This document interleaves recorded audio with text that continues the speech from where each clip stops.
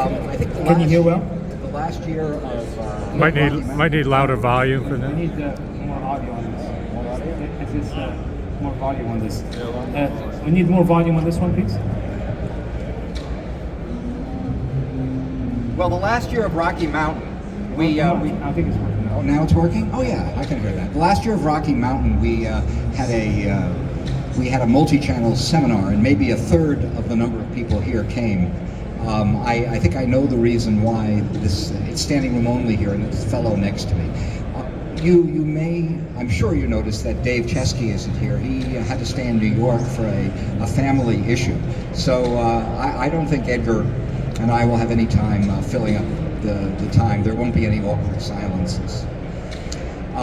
It's too bad David isn't here, because we would have had a world-class scientist and a world-class musician to comment on issues related to spatial music. I'm not a world-class anything. I'm a senior writer for the Absolute Sound, but spatial music, although I didn't need to call it that, has been important to me since the beginning.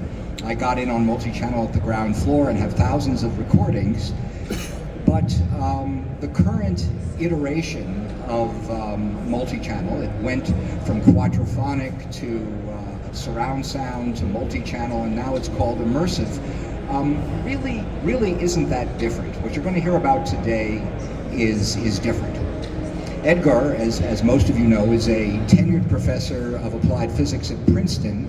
For 25 years, he's been in charge of the NASA-funded Electric Propulsion and Plasma Dynamics Lab. And if you visit him there, you walk into this high-ceilinged room that has 2 rocket engines in it. Very, very impressive.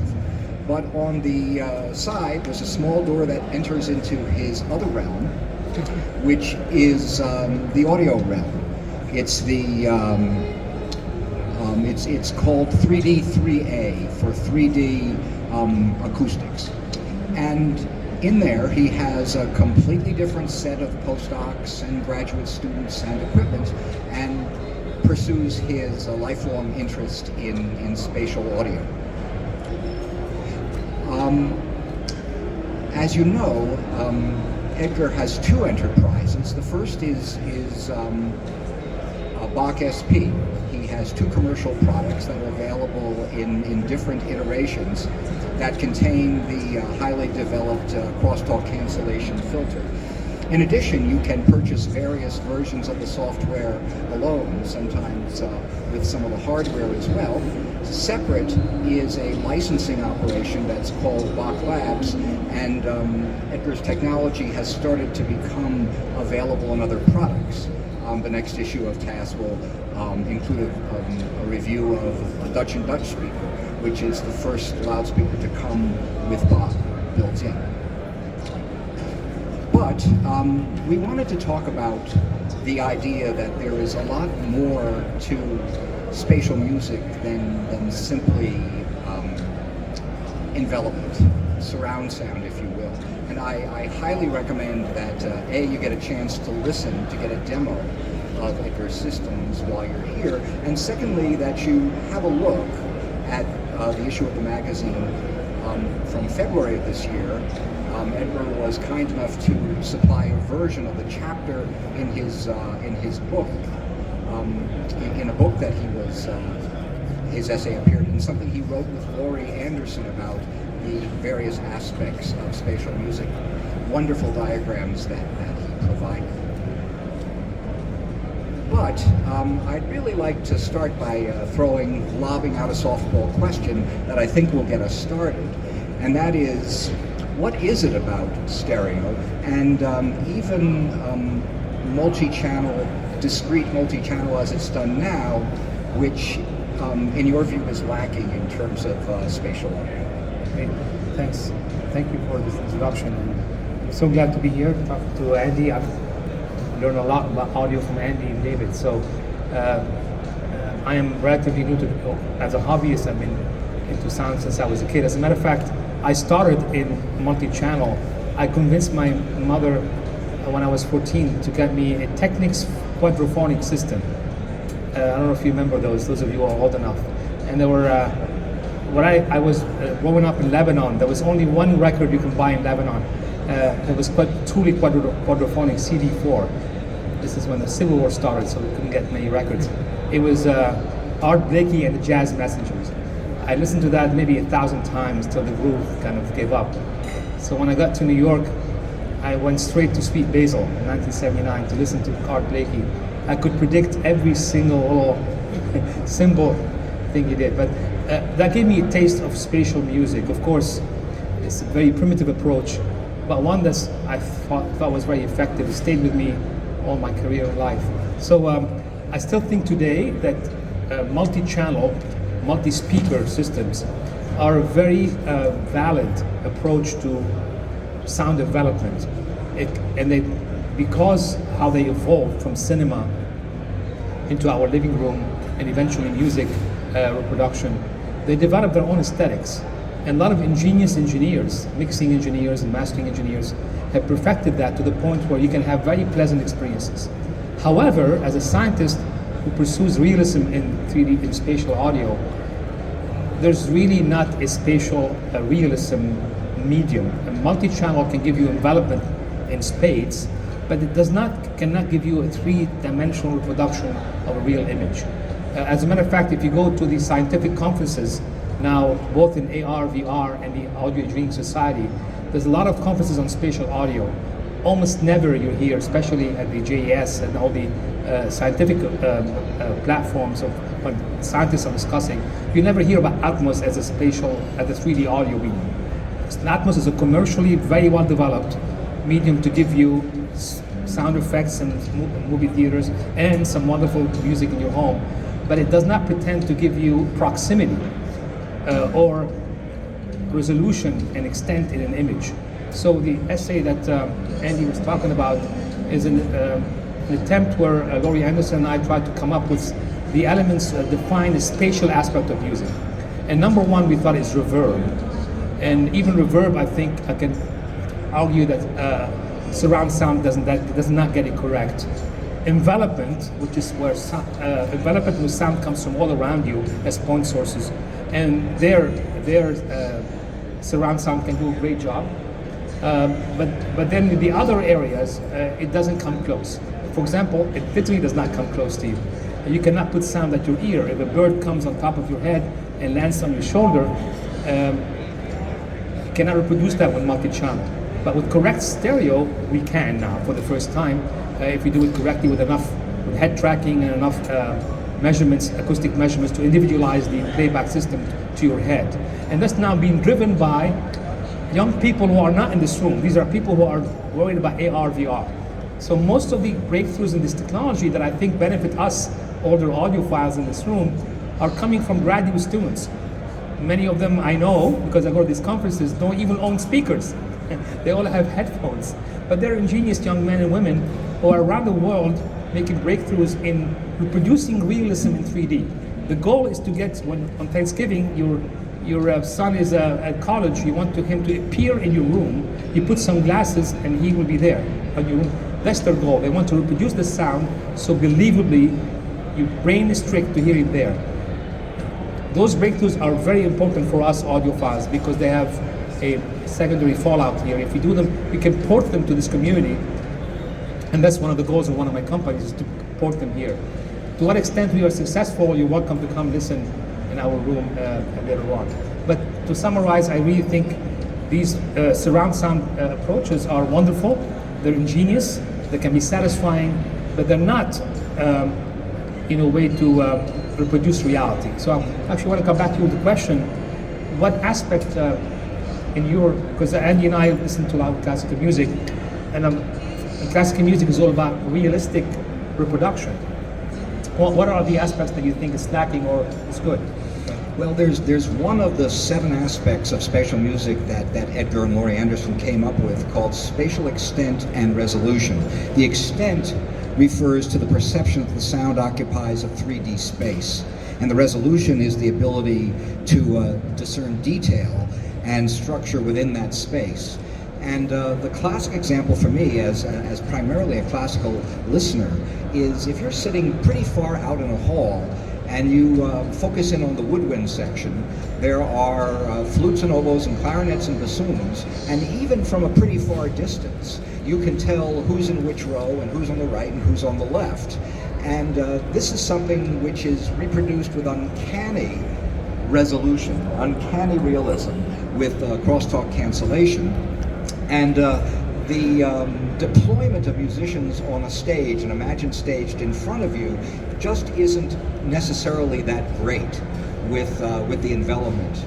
So adding these other metrics to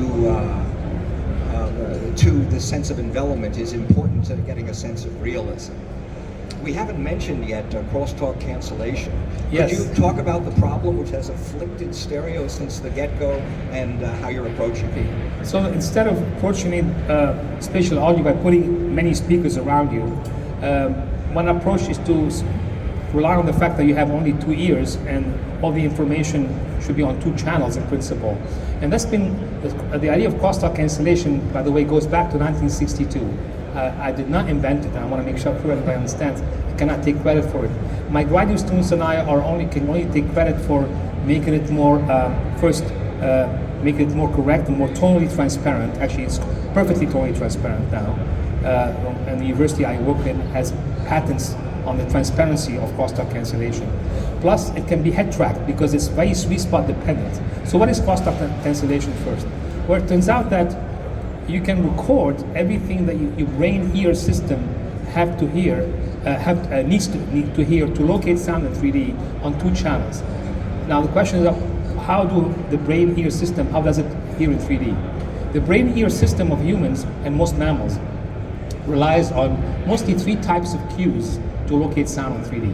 So if somebody clicks here on the right side, I'll hear that sound coming from the right because it's a little bit louder on the right ear than the left ear, because it's closer to my right ear, and also because as the sound travels, especially higher frequencies, are stopped, shadowed by my head.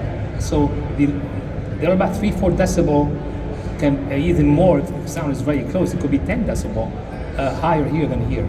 Your brain knows that interaural level difference, called the interaural level difference, ILD, as it's called in acoustics, and your brain can locate the sound on the right. Similarly, the sound takes a little bit longer to reach the left ear than the right ear. That time difference humans can detect down to about 10 microseconds, irrespective of age. It doesn't matter how old you are, you still can get the 10 microsecond down to microsecond ITD, interaural time difference. And your brain will know, oh, the sound, it arrives a little bit later here, it must be coming from the right. Okay? So this is how you locate sound. However, there are problems with ILD. They're not enough. For example, if somebody makes a click right here in front of you, the ILD is 0. There's no time difference and no level difference because it's symmetric. Yet your brain can tell it's coming from here. It can also tell height. So how is your brain-ear system doing that? It's doing that is because it's relying on the pinna. And these are facts known from the 1930s and 40s and now very well established. Your pinna has a certain shape. Do you ever wonder why it's not a perfectly symmetric? Why it sticks out, and why it has ridges?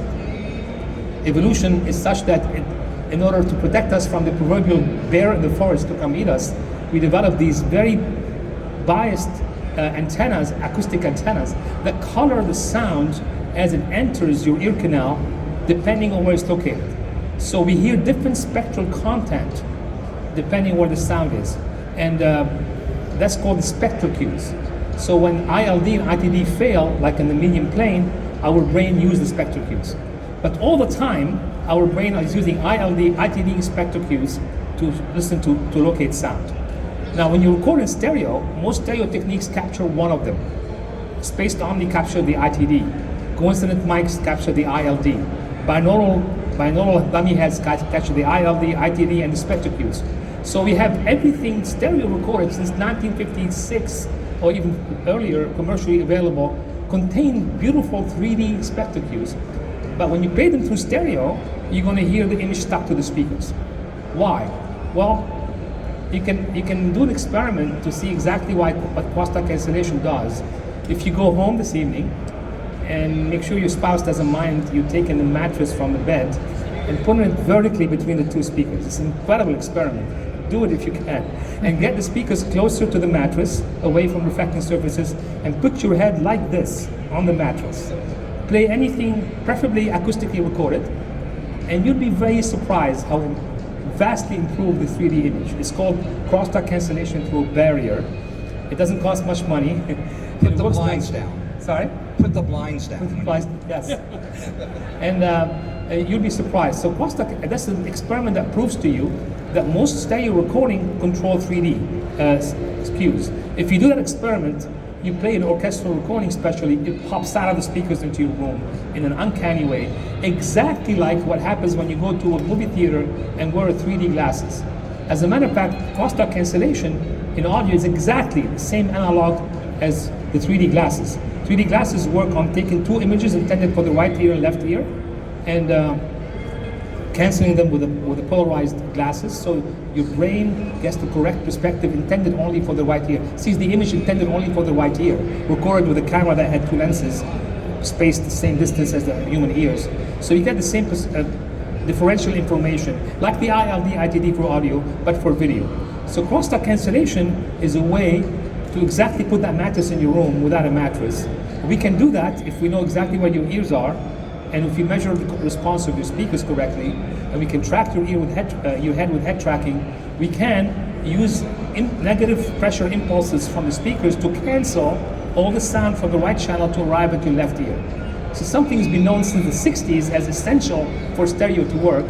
Only recently, with the advent of powerful head tracking technology, a lot of computation power, we can do it very transparently to the point where now the orchestra can appear in your room. You don't have to put a mattress, and it works very effectively, as most people who have heard it can testify. It is a highly computational, technology, so it requires computers. So now it requires a new generation of processors that didn't exist 10 years ago, but now we can do them because computers are very compact and very powerful. It would seem that room reflections can be your enemy here. Are there certain speakers that do better than others with this technology? And what about room treatments? Yes, room reflections are indeed the enemy of imaging in general, but specifically with crosstalk cancellation. Remember, we want to cancel the sound from the right channel of the left ear to get that proverbial mattress to work beautifully. But if the sound is reflecting off all the walls and coming back to that ear, that will lower the level of crosstalk cancellation. So, however, all you have to do is treat the early reflections if they happen to be very strong. What's important is the ratio of direct to reflected sound. In most rooms, that ratio is good enough, and most rooms are fine. But I'm really surprised how many rooms contain I've seen them, very expensive gear, but the speakers are 20 feet away next to glass windows, and somebody sitting very far, thinking they're listening to their beautiful speakers, while if you look at the data, if you show them the impulse response and integrate the reflected energy, there's more reflected energy than direct energy. In other words, they're listening more to the walls than to their speakers. That, of course, you cannot do much with, so you have to correct that. But most rooms are fine for crosstalk cancellation. But if you can increase the ratio of direct to reflected sound by either using directive speakers that don't splatter sound around the room, and or treating the early reflections and only the early reflections, and or sitting in the near field, or a combination of the above. And quite often, most audiophile systems satisfy one of these criteria or a combination of which. I've been clearing rooms at audio shows for decades by playing classical music. And most of my listening at home is classical music. And I would say, I have a Bach SP now for about 2 years, that 80 to 90% of those recordings will demonstrate the effect very clearly. What about synthetic, concocted recordings? Is there a benefit for those? Yeah, I think this is a very important question. I think when the idea that crosstalk cancellation can improve the realism of acoustically recorded stereo recordings done with stereo miking is not controversial. Anybody who understands how these recordings are made know that crosstalk is inherently bad, and nobody with their right mind or right knowledge of acoustics will argue that. However, a very valid question is, what about recordings that were monitored on regular stereo without crosstalk cancellation, without Bach? Why should you play them with Bach? Aren't you betraying the intent of the mixing engineer and to some extent the mastering engineer? That's a very good question. And the question, for some reason, people who own Bach feel very upset that anybody questions that. But I actually think until you hear it, it's hard to understand why it works so well with mostly all recordings, except in very rare cases where you're listening in an anechoic environment and you have very, very high crosstalk cancellation. I'll explain why. But generally speaking, when a mixing engineer is mixing in his or her studio, is monitoring on the studio speakers, and which they have their own variation pattern and their own distance and their own ability to render some 3D imaging. Most 3D imaging is obtained, we know from acoustics, due to the natural crosstalk cancellation that your head does. So your head is part of that matrix in a way, but only for high frequencies. Because any frequency coming from, any component of sound coming from the right speaker, whose frequency is high enough so its wavelength is smaller than your head or your torso, is being shadowed and will stop the sound from here, and you get some of the 3D cues and the images pop out of the speakers. Bach is only, it continues that to lower frequencies and optimizes so it's high enough. So the image will pop out of the speaker. However, crosstalk cancellation done properly, like Bach, does not color the sound, does not change the tonal balance at all, because its frequency response is perfectly flat. When I mean perfectly, I mean zero flat. And also, it doesn't alter the balance. So when you play through this, the intent of the engineer to put the guitar here and on the right and stronger than the drum cymbal on the right next to it is maintained. All that happens is that artificial image, which is artificial in the first place, is artificially extruded in 3D. And it's maintaining the balance, maintaining the tonal balance and the spatial balance. And nobody objects to it. Most people do not object to when they listen to it. Especially engineers who did it themselves find it true to their intent.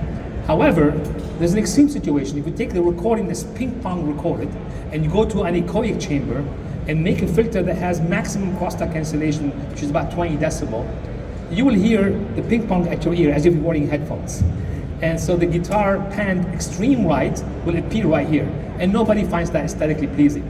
But that does not happen in real life unless if you have a very, very dead room and very high crosstalk cancellation. Plus, for those instances, implementation of crosstalk cancellation like Bach have a slider. You can actually lower the crosstalk cancellation and pull the image away from you. You're not artificially doing anything, you're just pulling the image away towards the speakers and less away from you, but maintaining the same balance. So this is a long-winded answer to tell you crosstalk cancellation does not alter the engineer's mixing engineer's intent. It preserves it, except in some situations where the image can pop out too much of the speakers if you have high crosstalk cancellation with no reflections. And I'm convinced that sometimes it was the engineer's intent, because these were mastered in a near field in a highly damped environment. Though the one example which I love to show to people is love to play for people is an Elton John song called Nikita, and there's a syncopated woodblock throughout, and you switch to crosstalk cancellation, and all of a sudden it's at 3 o'clock, rather than back in the mix. And I really wonder if that's what the intent of the engineer was when he mastered it at a near field.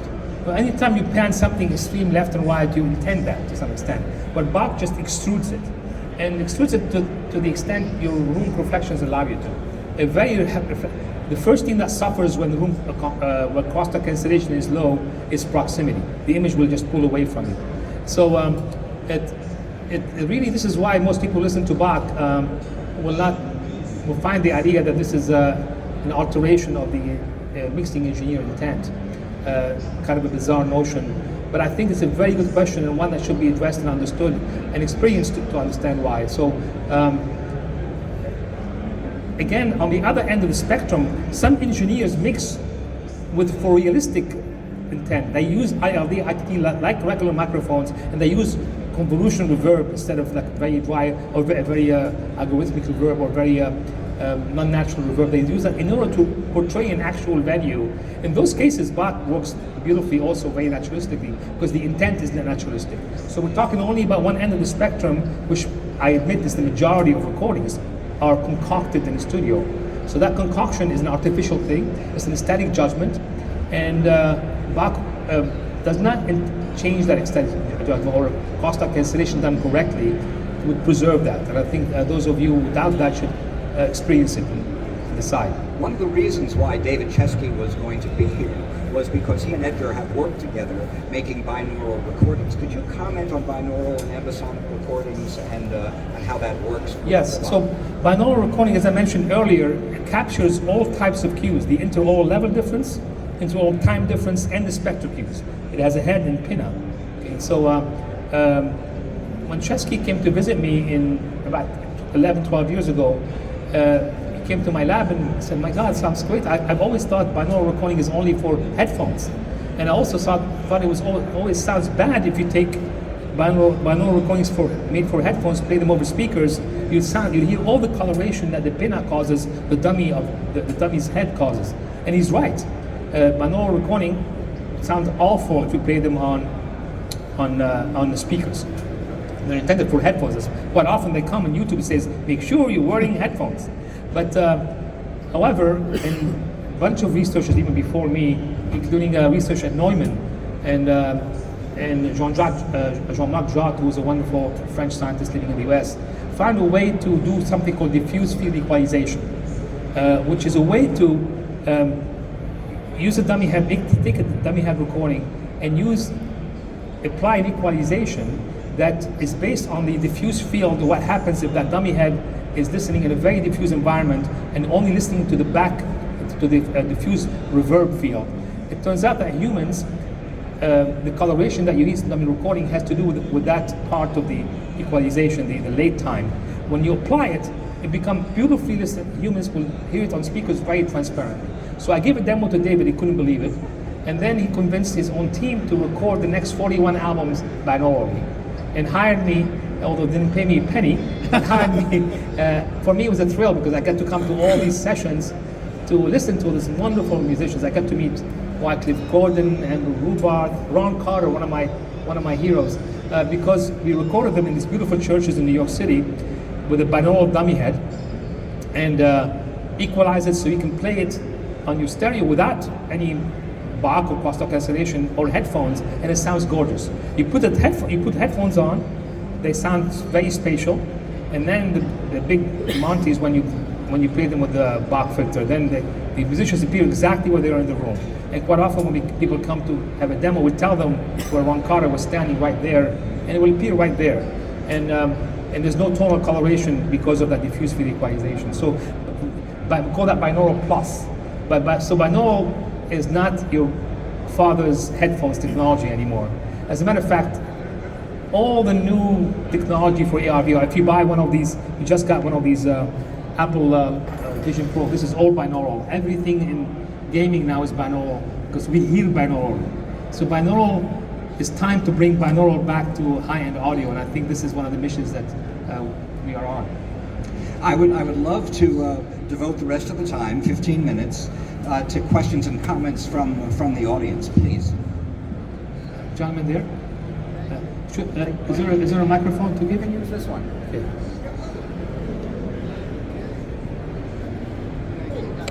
It's a two-part question. Sorry, is it on?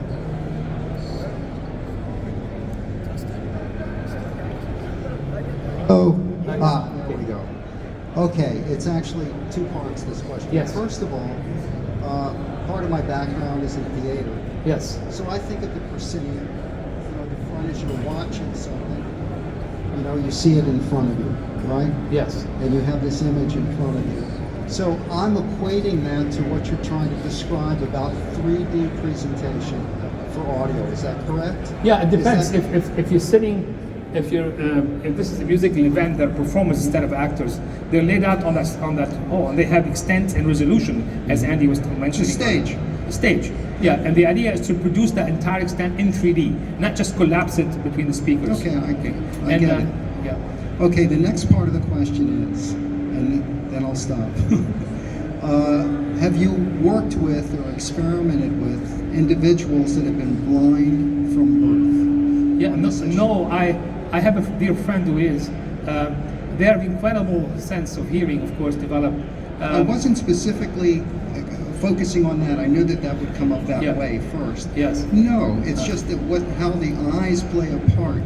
Oh, yes. Absolutely. The visual aspect, there's something called a McGurk effect. There's a wonderful, if you put McGurk effect in Google or YouTube, you get a BBC small, like 5-minute documentary on McGurk effect by a professor at University of, I think it's Southern California. And he says the word ba, ba, ba. And then he says the word ba, ba, ba. And then you say, what's the big deal? And I tell you, actually, the whole time he was saying the word ba. He just changed the video. And your brain locks in on what he sees. So the visual aspect, we evolved as humans trusting the visual cues more than the audio cues. Because our ancestors learned that if the bear is coming at you this way, and you see it coming at you, somehow it's the voice of the bear or the noise ricochets around the forest, you better not trust this. And if you do, your ancestors will not be there. So to go back to your question, the visual aspect is extremely important. And when you don't have it, our sense of localizing sounds suffers tremendously. When I give talks at the university, sometimes I ask for a volunteer, put them on a chair, ask them to close their eyes, and I start clicking sound and ask them to point. After about a few seconds, they start pointing very wrong, everybody. So the sense of localizing sound is strongly aided by visuals. So is it going to be possible, do you think, to create an algorithm, a software program, that will overcome that particular issue of not being able to visually? No, you'll always be at a disadvantage without visuals in locating sound, but you don't do it. You don't need it because you're not. In AR, VR, you have visuals, and this is why it works beautifully. They lock in on each other. Without AR, VR, the idea is not to give you super accuracy, but to make you believe you're listening to a real orchestra. And there, doing the correct spatial cues for audio without video can come a long way. Okay, great. Thank you. So Paul had an SDA technology before. Yes. I just want to know the difference between what Of course, you're I should doing. say that Polk sponsors my research right now, so I a disclaimer. Okay. So Polk, not to do crosstalk cancellation, Polk has been bought by a company called Sound United, which has been bought by a bigger company called Massimo. Massimo is now funding 100% research in my research lab, so disclaimer there. So Polk is a wonderful approach, passive approach to doing crosstalk cancellation at a very low level, about 3 or 4 decibel crosstalk cancellation. With Bach, we can get to 20 decibel. If somebody comes whispers in your ear, you build about 18, 20 decibel of some sound is right here or nothing is here. But Polk does an ingenious way to do crosstalk cancellation. I tremendously admire them for holding the flag of crosstalk cancellation through the dark ages when nobody believed in it. And so this is a wonderful approach. It gives you a wide image. Some might argue it's inflating artificially. Some people find it very aesthetically pleasing. But it is crosstalk cancellation, but done passively, which is effective at some frequencies and less. On the average, it's about 4 or 5 decibel, and it's going to be quite nice. And it's passive, okay, which is nice. Okay. 1105. I hope I'm not giving away anything. Is part of it? Is part of the difference between what Polk did and I think what Carver did as well, that your process is occurring in the time domain rather than in the frequency domain. Yeah, Carver did something, again, ingenious, but also very basic. He did something called invert and sum. It's done in the analog domain. He took the signal, inverted and summed it in such a way that you do what's called very low level zero to auto crosstalk cancellation. So you get some of the sound on the left channel some of it arriving to the in the negative phase to the opposite ear to cancel. And so it gives you again a sense of a wider image that overpasses the speakers. I have a Carver C9 in my lab. It hasn't been turned on in 20 years, but as a memento of honoring that attempt. So Bach is now doing everything with superpower computing. We measure the response in real time. I mean, by sweeping a frequency from 20 hertz to 20 kilohertz, and we produce what's called a finite response filter that's optimized at every frequency to give you maximum possible crosstalk cancellation for your room and your ears and your system. So it's a 21st century version of these attempts, all of which I admire and respect, but they're definitely surpassed now by a big margin, thanks to technology. The process, you'll see if you visit Edgar in his room, takes all of 3 minutes, to make an individual measurement for an individual set of ears. Yes, the calibration requires you put microphones in your ears and have a little head tracker that tracks your head. And there's an iPad, you push a button, in about 2 minutes or so, it measures everything and you're done. And then everything you play goes to that filter. So it's a process that's pretty user-friendly, anybody can do. Yes, sir. Yes. Yes, I missed the first 10 minutes of your lecture. For this system, it's entirely new to me. Do you have to wear some sort of device on your head? No, nothing. Nothing. As a matter of fact, we've been improving head tracking so much that you can keep that baseball hat and these glasses. As a matter of fact, during COVID, we were stuck hard at home. We developed an algorithm that can track you with a mask on. So now, if you want to put the mask on, it will still track you well. As long as it sees your eyes. Even through glasses, it sees your eyes and then it can track work beautifully. When you visit the rooms, you'll see the chairs in a straight line going backwards. It's best in the front seat, but if you sit behind the primary listener, you still get the effect. Yeah, I'm glad you brought this. To be fair to people, families and wives who are interested, this is a solitary crosstalk cancellation, a solitary experience for only one person, and the person behind that person, and the person possibly behind that, depending on the radiation pattern of your speakers. The more directive, the less you can go further. However, that person in the front can move right and left, and we track them with the head. Now, in the lab, and we have developed a technology called BachX that produces multiple sweet spots using beaming technology, using multiple phase arrays. Phase arrays create beams. You can have 4 people in the room, and each person gets two beams, and we track their head. You move around, and this is now all developed and patented, but it's not yet high end. It's not going to be at Axpona anytime soon because it doesn't work with your MBL speakers or with your Bowers and Wilson. It still works with it requires a very special, it requires a phase array, not necessarily a very special one, but it's all done in the software.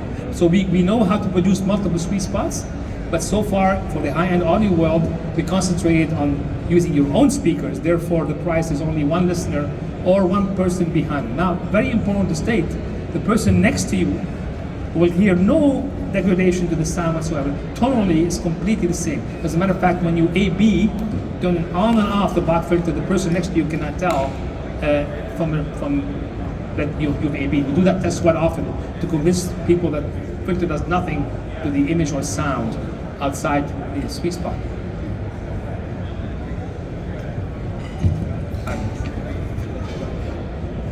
One comment, and that is that the full boat Bach SP box, the component, is about $25,000, and there's a larger version of it as well. However, Edgar has made the software alone available in a number of iterations, and that includes an iteration that gives you 80%, in my opinion, of the effect without the equipment to take measurements from your ears, and that's $1,000. So you can get more than a taste of what good crosstalk cancellation can do without necessarily going to the full boat. Because I work with graduate students, I have an obligation to make sure if I make a product, they can potentially afford it. And I think it'll be awful for me to make sure they work on technology, and then even when they graduate, they have to wait 5 years to be able to afford a Bach SP. So we start at $980, and a lot of our customers are very happy with these, with that software runs on your Mac and does a good extent to the effect. A lot of critics think it comes very close to giving you a full experience, like 80%. We guarantee that if you upgrade, you get huge improvement. If not, you can return the product. But so my philosophy, personally, I insisted that we have a product below $1,000. That's why it's $980 and not $1,000. Thank you very much for hearing us out, and do visit Edgar in his room. Thank you very much. Yeah. Thanks, Edgar.